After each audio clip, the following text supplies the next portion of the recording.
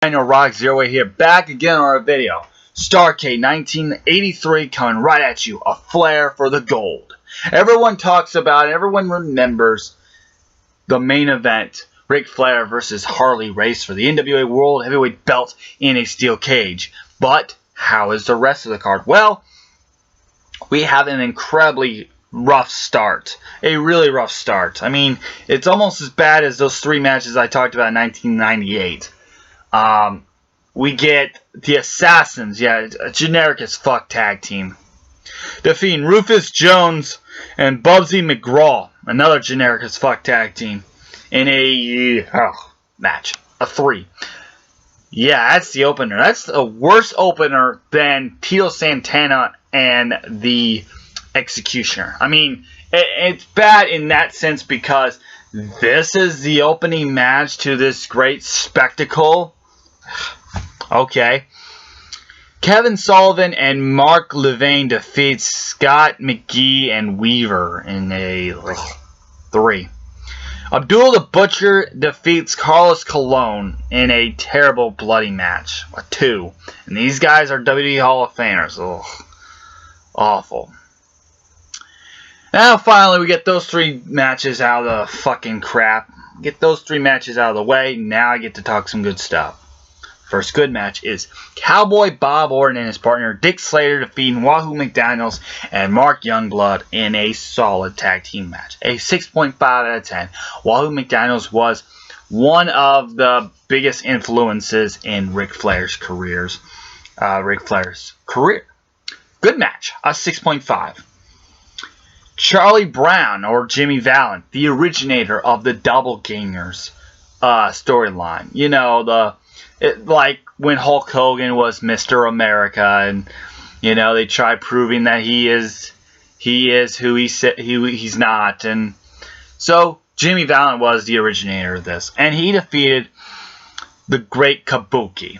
And if you are not familiar with Kabuki, he is much more famous in World Class Championship Wrestling when he was partners with the Missing Link and Kamala with Gary Hart. Very good faction and world class. But this was an okay match. Charlie Brown and Jimmy Valiant got the victory in a okay match, a 5. Now the second half of the card, these are where the stellar matches come from. All 3 of these final matches are top 25 greatest Starrcade matches of all time, in my opinion. So here we go. Roddy Piper defeats Greg the Hammer Valentine in a brutal, hardcore, bloody, awesome dog collar match. This is brutal and bloody.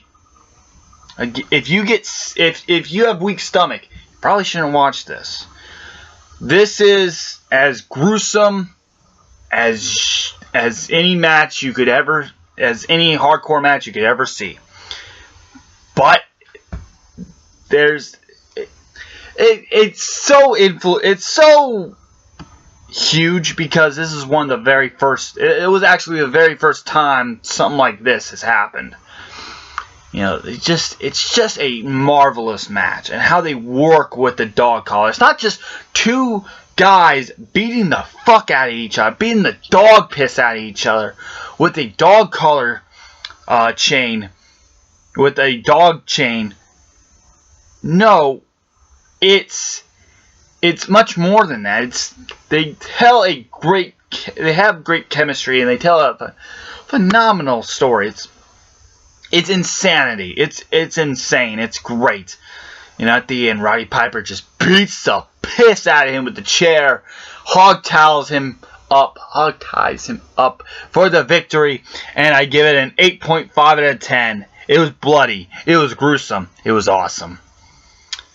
Roddy Piper gets the Duke. Then we get the tag team title match.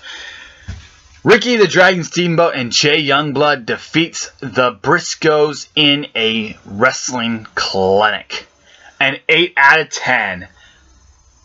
Really great match. An 8 out of 10.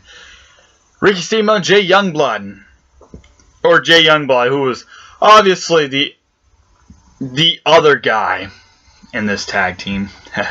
An 8 out of 10. Great match, though. Then, when it all boils down to it, is the main event. And this is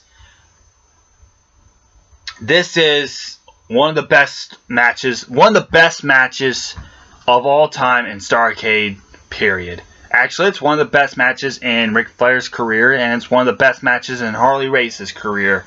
This is a fantastic match.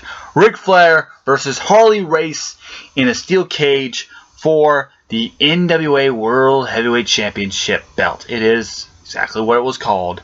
A Flair for the gold. Now, a misconception probably is that this was Ric Flair's first time winning the belt. And it's not. That's what I thought a couple of years ago. I thought this was the first time he won, but it was actually the third time he won the belt. But this was a great match. One of the best matches ever. It deserves every praise out there. A fantastic match. A 10 out of 10. It is as perfect can get. It is one of the best cage matches. It's one of the best NWA title matches. It's one of the best Ric Flair matches. It's one of the best Harley Race matches. It's one of the best Starrcade matches. And I go on and on and on and on and on how great this is. Just saying, it was awesome. And 10 out of 10. So how overall great is Starrcade 1983? Well, like I said, we did have a very crappy beginning. However, due to the magnitude of the importance and the delivery of this show, everything was just fantastic otherwise than those three matches. The quality of the matches afterwards were really phenomenal. The production was great for its time, and it delivered on all levels. This was a success like never before. It was fantastic. I give an extra 5 points for being the inaugural Starrcade, and an extra 5 points for Ric Flair's celebration and overall delivery of show. Overall, Starrcade 1983 is a fantastic show. Despite the beginning, I suggest you skip those matches and just watch the show afterwards. If you want any more from this, I'd say get yourself the Starrcade Essential DVD and get Ric Flair The Ultimate Collection. You're going to get a lot more backstory on this show. Fantastic stuff. Overall, Starrcade 1983 gets a 7 out of 10. It's easily one of the top Starrcades out there.